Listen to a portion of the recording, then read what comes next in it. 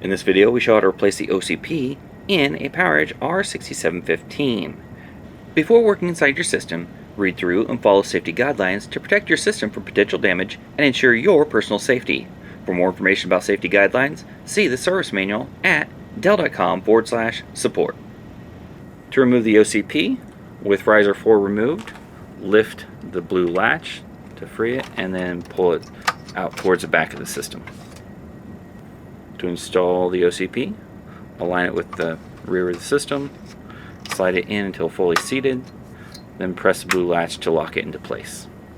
For more information or support about the PowerEdge R6715, visit dell.com/support.